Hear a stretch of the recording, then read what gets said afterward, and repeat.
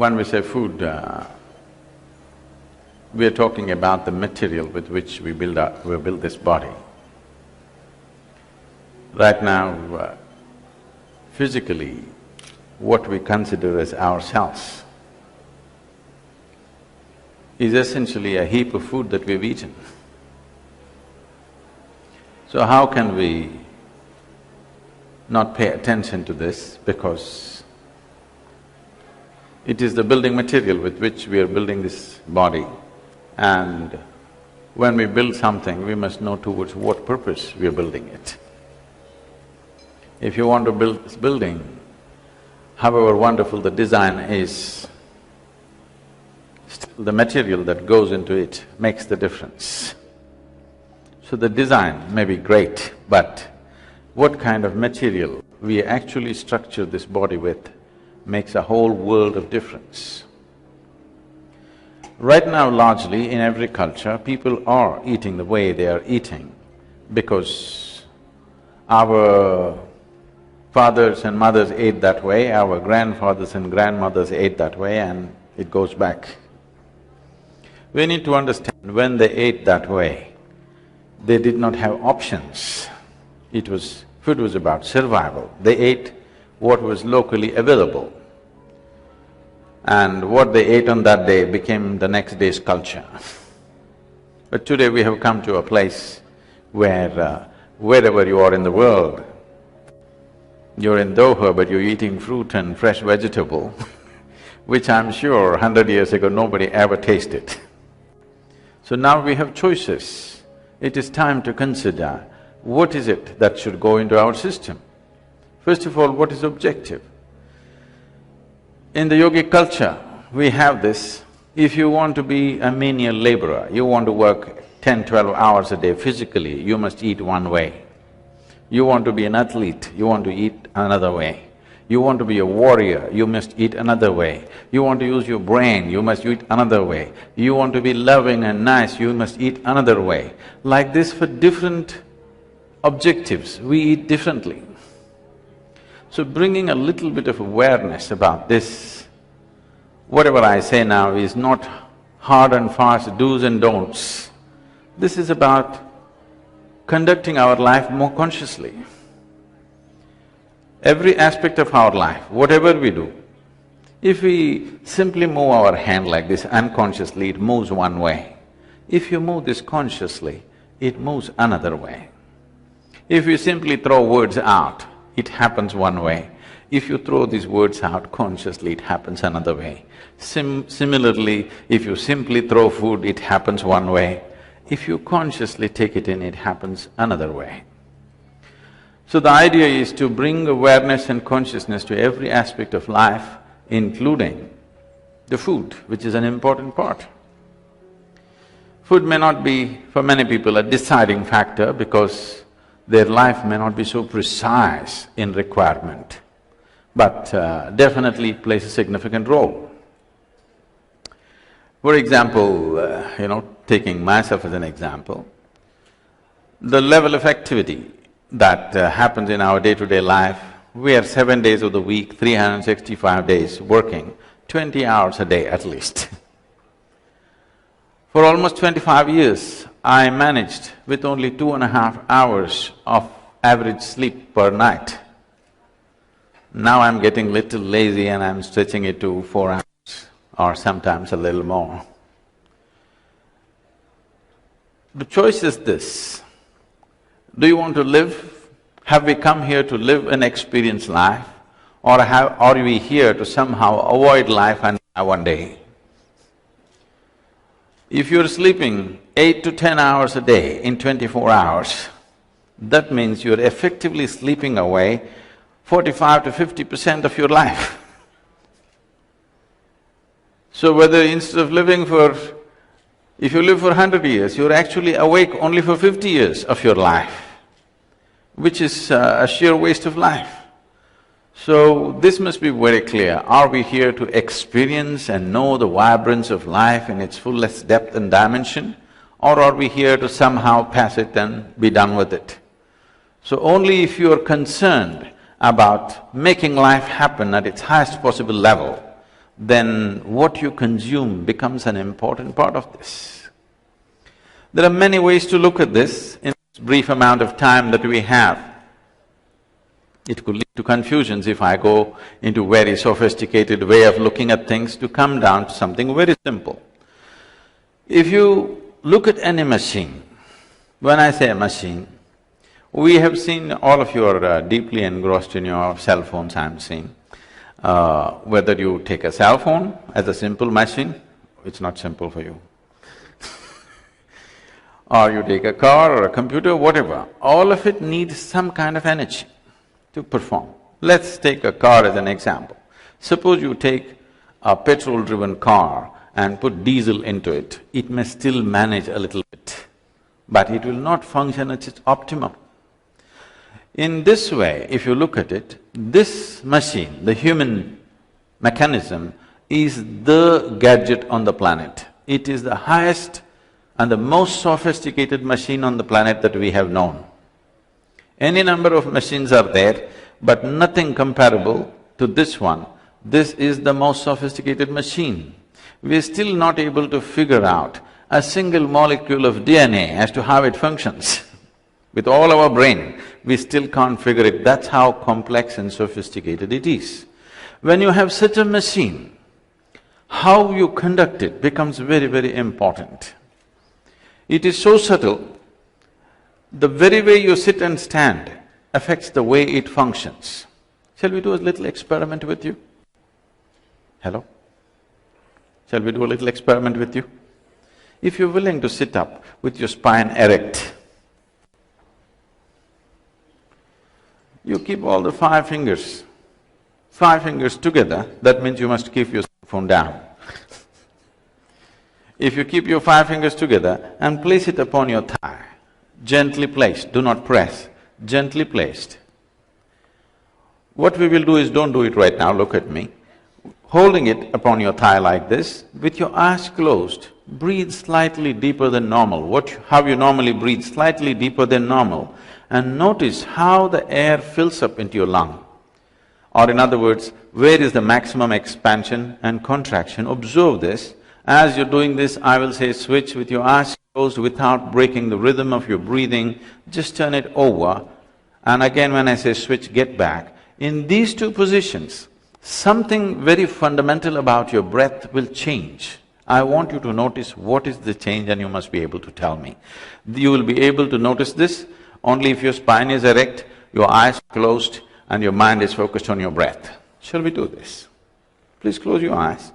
All the five fingers together, gently placed upon your thigh, slightly deeper than normal. Just inhale and exhale, noticing how the air fills up into your lungs. Your eyes closed.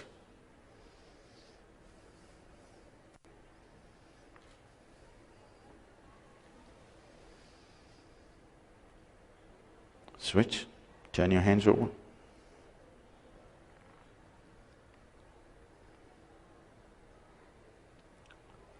Switch again.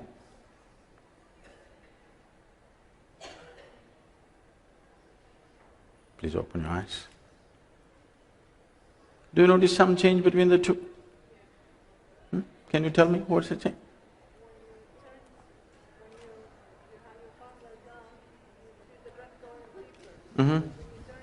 Okay. What is happening and what she said is, when you hold the palm facing down, you will feel the expansion more in your diaphragm region. When you do this, suddenly it moves little higher up in the chest. Why this is happening is, among the three lobes in the lung, if you keep your hand facing down, the maximum expansion and contraction happens in the lower lobe of the lung. If you just turn it around, it moves to the middle lobe of the lung. This is just by turning your hand over, the very way you breathe is altering itself. It's not just the breath, the very way the life energies function in the body are altering themselves simply because you turn your hand over. How many times in a day, unconsciously, do you do this? Now you're setting yourself into your turmoil and hoping to be peaceful. Life does not work like that on this planet. This is like you sit in your car, you don't know what these three pedals are, kick any one of them whenever you feel like it, and you know what a jerky driver you will be. Right now, please see this is what is happening. It is not that you do not know peace in your life. It is not that you do not know joy or ecstasy in your life. It is not that you do not know love in your life. You know all these things, but none of them are steadily there. It's jerky, because the driver is jerky, because the driver knows nothing about the machine. You have been gifted with the most sophisticated mechanism in the universe that we know, and you're handling it like it's a crude thing. So once you have a machine like this, it's important what kind of fuel is going into the system. When we say what kind of fuel is this machine designed for? As I said, there are many, many ways of looking at it. The simplest way is the alimentary canal. From the mouth to the anal outlet, digestive process happens on many different levels. Now, what kind of food is this digestive system designed for? If you look at the animal kingdom, largely in the world, there are carnivores and herbivores. Animals which eat vegetable material and those which eat meat. Between these two, carnivores and herbivores, there is a significant difference in the way their bodies are constructed, and particularly their alimentary canal, which is the digestive process. One basic thing is, to start with, if you look at all the herbivorous animals, they have incisors in the front, cutting teeth, and molars at the back, which are grinding teeth. All the carnivorous animals have incisors, not so well-developed molars, and they have two extra pairs of canine. That is, if you want to eat meat in nature, to tear the meat and eat, you need this extra pair of teeth. Somehow, please check, you don't have them. And if you check the jaw movement of herbivores and carnivores, all the carnivores have only cutting action in their jaw movement. They have to just cut their meat in small pieces and eat it. All the herbivorous animals have cutting and grinding action because you're supposed to grind your food. Why this design difference is, if you ever put a little bit of rice in your mouth and leave it there for a minute and close your eyes and observe, you will notice the rice will turn sweet, raw rice will turn sweet in your mouth because the carbohydrates are being converted into sugar right here in your mouth region. Because there is a certain enzyme called phthalate in your saliva, which every herbivorous animal has, which starts the digestive process in the mouth region itself. None of the carnivorous animals have this, so they only cut and eat, swallow their food. Herbivores are supposed to chew their food and eat. If you go a little further, the length of the alimentary canal, if you look at it, in all the carnivorous animals, it's only 3 times the length. In all the carnivorous, all the herbivorous animals, the length of the alimentary canal is approximately 5 to 6 times the length of your body. Do you know what is the length of this pipe running through your body?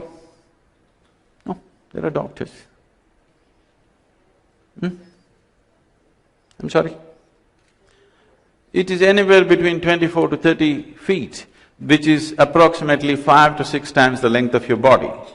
So in this kind of alimentary canal, if you put the duration of time that a particular food item takes to pass through, if you put raw meat into the system, it will take anywhere between 70 to 72 hours to pass through the system. If you put cooked meat into the system, it will take 48 to 52 hours to pass through the system. If you put cooked vegetarian meals, it will take 24 to 30 hours to pass through the system. If you put an uncooked vegetable, it will take 12 to 15 hours to pass through the system. If you put a fruit, it will take 2.5 to 3 hours to pass through the system. If you keep raw meat outside in summer, for 72 hours, what happens? Similar things happen in your body, or in other words, enormous amount of rotting process happens and excessive bacterial activity is taking place within the body. Keeping these bacterial levels lower in the body becomes the biggest function that the body is functioning and doing right now, which makes one… I see that with regular lunch, dinner these everywhere, either coffee or worse, Coke is being served, because without that, most people will fall asleep on the table. because that is the nature of food that we are consuming. The level of inertia that this food is creating is such. Now all the doctors, particularly in the West, are saying minimum 8 hours you must sleep. Sleep is not a requirement in the body. Restfulness is a requirement in the body. When I say restfulness, right now I'm standing, walking and speaking, but if you check my pulse on an empty stomach, you will see my pulse will be somewhere between 36 to 44. Right now, it may be in the range of around 50. If body is going at an easier pace, the amount of rest that it demands in terms of shutting down will come down considerably. It's like you have a car which needs 15 days in a month, it needs to be serviced. You could as well walk or ride a bicycle, you know. If it needs 1 day in a month service, all right. If it needs 15 days servicing in 1 month's time, it's not worth having. That is how one will begin to feel about their own body.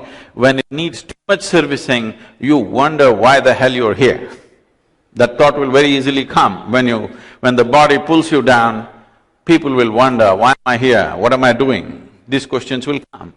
Businesswomen who have big plans in their life, the most important thing is have a vibrant and alert body which is willing to do what you want, which is willing to stay awake, which is willing to wake up when you want. It doesn't fall asleep in the middle of something. It's very, very important to have an alert and agile body. Now, nourishment problems are there. So living in a desert, if I just depend on vegetables, after all, everything has to come from somewhere, I may not have enough nourishment, that problem is there. So if nourishment is a problem, if we have to eat some kind of non-vegetarian, the best way to eat it is what is furthest away from us in the evolutionary scale, we must eat that. The closer they are to us, the more information to process. When I say more information to process, right now, you need to understand this, that your body is forming itself, the way it is forming itself, only because of a certain level of memory and information that it carries. When I say memory and information, people think memory and information is in their mind. No, what your mind carries is a minuscule. A body carries 1 trillion times more memory than you can imagine. For example, Michelle, do you remember your great-great-great-great-grandmother, how she looked? No. You don't remember how your great-great-great-great-grandmother looked, but her nose is sitting on your face right now, because your body remembers. Your body remembers how your forefathers were 1,000,000 years ago. It is not forgotten. You might have forgotten, but your body remembers. There's a phenomenal amount of memory in every cell in this body. And similarly, the more evolved a particular creature is, the more complex it has become, the more difficult it is for the system to absorb and make it a part of itself. So suppose you eat an animal which has emotions. The moment you consume an animal with emotions, the complexity of information in that animal is such that it will not integrate easily into our system. If you eat an animal which does not have so much thought and emotion, its ability to retain its own structure is very minimal and it integrates itself into our body as a part of ourselves very easily. So when we consume something, this is the fundamental criteria, that we want to eat something which is a simple life. Without consuming some life, you cannot exist here. Whether it's a plant, vegetable, fruit, animal, everything is life. Now the idea is to consume a simpler life which has less capability of thought and emotion.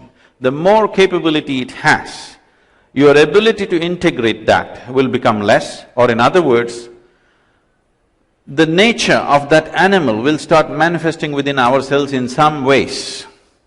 It is not that if you eat a camel, you will become a camel tomorrow morning. But over a period of time, a little camalistic trends can come. So, unless when somebody is extraordinarily physically active, they are able to manage this to some extent.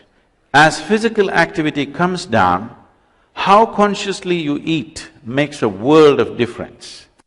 A human being need not be serviced for 8 hours a day. If he or she eats properly, the kind of food substance which easily integrates into the system, the kind of food substance that will not create inertia, but it will create dynamism, the kind of food substance which will not need to stay in the body for long periods of time, something that passes through the system quickly. Carnivorous animals have a short alimentary canal because meat passes through the system slowly. Herbivores have a long alimentary canal because vegetable matter passes through the system very quickly. And we have a long alimentary canal, and the purpose of a long alimentary canal is a more complex process is possible. When a more complex process is possible, what it means is the quality and the nature of the food in some way impacts us in character, in the way we are, in the way we think, emote and behave within ourselves and around us. So how consciously we consume food and how conscious we are as to how food behaves within us. If you're conscious enough, if something appears in front of you, you will simply know whether to eat it or not eat it. If that kind of awareness is not there, one has to have function by information as to different foods, how they behave and they do not behave. I was speaking to a medical group in United States, and I told them, the way America is eating right now, if you change the way you're eating, you can bring down 60% of the incidence of cancer in this country, simply if you change the way you're eating. Because you're eating food which is on an average about 45 days old.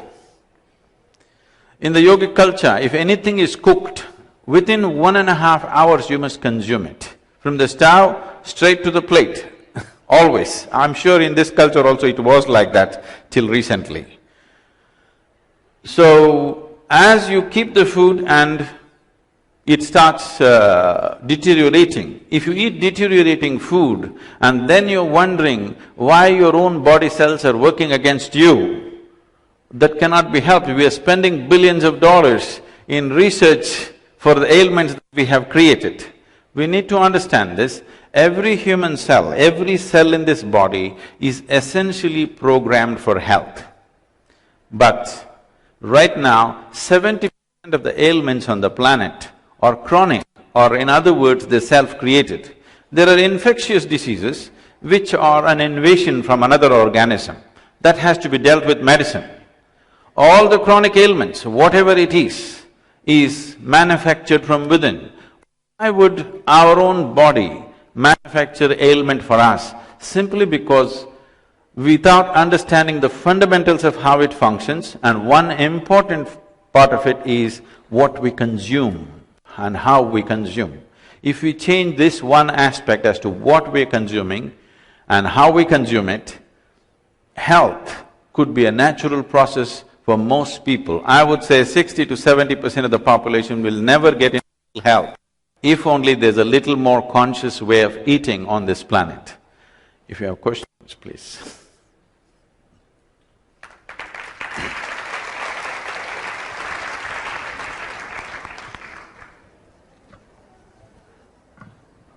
Please.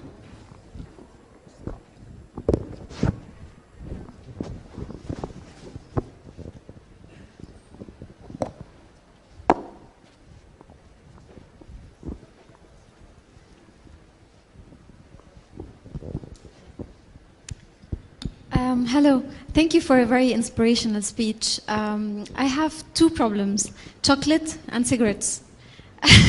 And I know I need to stop them, but what is your advice for me to have more self-control? Thank you. A cigarette is not a foodstuff, so I will leave it alone. About chocolates, it happened one day on the Florida beach. A man was walking and he found a lamp, a kind of a lantern which was sticking out of the sand. He took it out and just to check what it is, took his shirt and just wiped it. and lo, a genie arrived. You heard the story before. So the genie said, 3 gifts, whatever you want, 3 boons I will give you, what do you want? He said, wow, I want a red Ferrari. Right there on the beach, a red Ferrari arrived. Then he said, wow, this is for real. I want $1 million, $1 million in the back seat. Then he said, what is the third one? He thought about it and said, I want to be irresistible to women. He turned into a box of chocolates.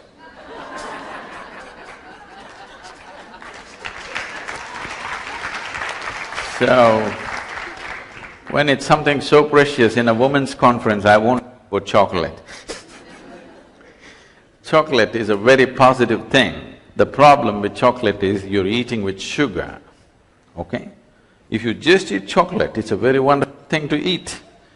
But you're mixing with such enormous amount of sugar, which will definitely cause damage to the system.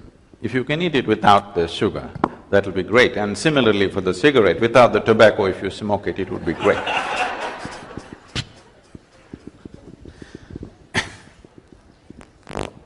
I'm sorry? That's why I said chocolate is great, it's the sugar which is the problem. That's up to you.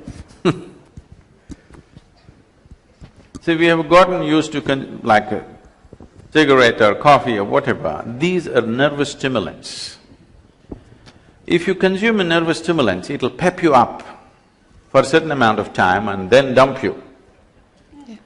So you consume, let's say next 2 years, you consume coffee every day in the morning. One day, if there is no coffee, you will freak, you will get headache, you will get all kinds of problems because you are used to the nervous stimulant now. If you use any kind of stimulant or intoxicant upon your nervous system, your ability to perceive will go down.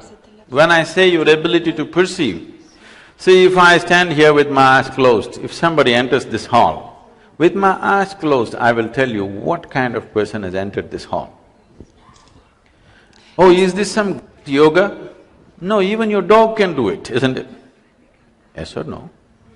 Your dog is sitting under the sofa, somebody at the door, he knows who has come, yes or no? Does he know or not? He knows. Now, when a dog can know, why is it that you cannot know? Simply because we have dulled our nervous system in so many different ways.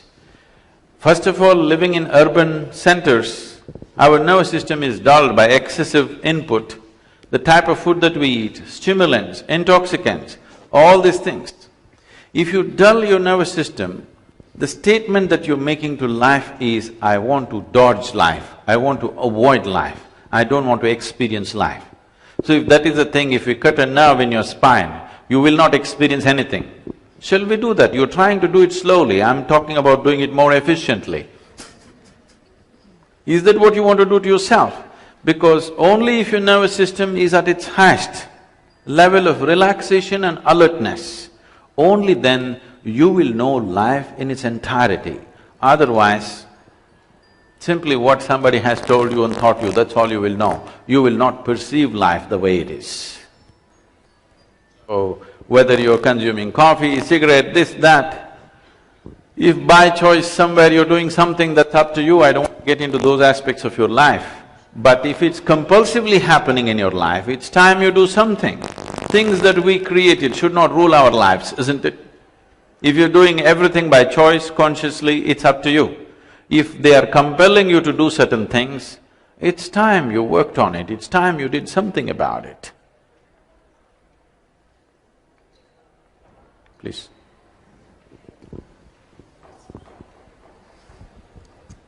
Oh, it works only if you speak. Yeah, it's okay. Hello. But if sometimes we cannot waive stress, and that's why we are consuming more caffeine, more sugar, whatever, it's chocolate or more carbohydrates. So if there are any other equivalents that we can use under stress? I mean food equivalents. So we are addressing this as if stress is a part of your life. This happened to me a few years ago. When I first went to United States, Wherever I went, people were talking about stress management. I couldn't understand this. Why are people talking about stress management? My understanding, we manage things which are precious to us, our family, our wealth, our business and whatever else, whatever is precious to us. Why would anybody want to manage stress? It took me a while to understand these people have made a conclusion that stress is a part of their life. Stress is not a part of your life. You must understand this. You're stressful not because you have children, you're stressful not because you have a business to run, you're stressful not because life is not going the way you think it should be going. You're stressful simply because you do not know how to handle yourself. Your own body, your own mind, your own emotion and your own energies are in conflict with each other. They're in a state of friction. If this was well lubricated, there definitely would not be any stress. If this system was going very smoothly within yourself, there would not be any stress. Essentially means friction, isn't it? However wonderful a machine that you may be driving in terms of your car, if you drive it without the engine lubricants or engine oil, it won't last for 10 minutes. The same thing goes for this. If the necessary lubrication is not created, if the necessary alignment is not happened within you, then everything seems stressful. Have you at least noticed this much?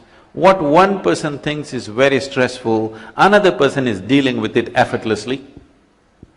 Yes or no? So it is not a situation which is stressful, it is your inability to manage yourself. When you are given such a sophisticated machine, what I am asking you is, did you ever read the user's manual? No? Did you ever pay attention as to how this functions? Now we just did one simple experiment, this and this. Every day you're doing it, but you think you don't have to pay attention to this. There is a system, there is a whole science as to how to bring attention to every aspect of your life. The very way you sit, stand, breathe, eat, every aspect of your life, if you handle it consciously, you will see it will become something else. There is a whole science. As there is a science and technology to handle the external, there is a whole science and technology to handle the internal. You have to invest certain amount of time in that. We are at a Who's business… speaking, please? We are here, I'm here. Oh. We are at a businesswomen conference. Can you give me in three practical steps how we can manage to be vegetarian, to do yoga, and to manage all the problems that we have around us in this world? In three steps. 1, 2, 3. Practical. Okay. Practical.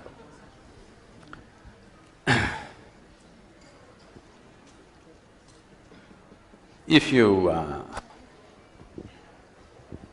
just had a hammer and an anvil, which is the most basic tool, 1, 2, 3, I could teach you in 3 steps.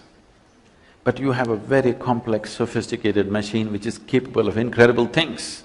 When you have such a machine, I would say, let's pay a little more attention to it, if we want a good yield out of it. If it was a very simplistic thing, we could have done it in a very simplistic way. But anyway, right now we have only time for 3 steps. One thing you could do is, we could have offered it to you right here, otherwise this is offered free to millions and millions of people across the world. It's a simple process of meditation, which takes 12 minutes. You can go on the net and with a guided voice you can practice this. It is a technology for well-being. It is not a philosophy, it is not an ideology, it is not a religion, it is not a belief system, it's just a technology for inner well-being. 12 minutes you invest on this. In your diet, make 40% of your diet into fruit and vegetable which is fresh and alive, live cells, not dead ones. Bring 40% into your daily life, whichever way it's convenient for you.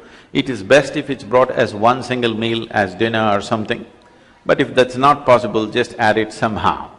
whichever way. But if it comes as a separate meal, it's most effective. And simple yoga cannot be taught like this because the simplest of yoga involves phenomenal amount of geometry.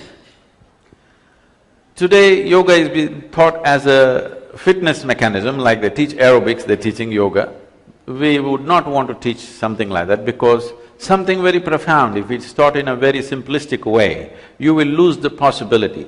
Suppose I give you an airplane, you're given an airplane and you don't know what it is, I come and say you chop off these two wings which will anyway obstruct things and drive it like a car, you may like it, but it's a disaster to drive an airplane with chopped off wings.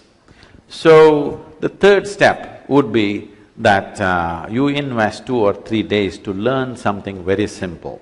Don't go for big things, something very, very simple. 2 or 3 days you invest to learn something and bring it into your life, it will do a phenomenal change in your life, these 3 things, 3 steps. Good morning. And anyway, to tell you, I'm not a businesswoman, but I'm running more than half a dozen businesses and foundations and activity and movements and projects across the world. So I'm not somebody who sits in a cave and meditates all the time, okay?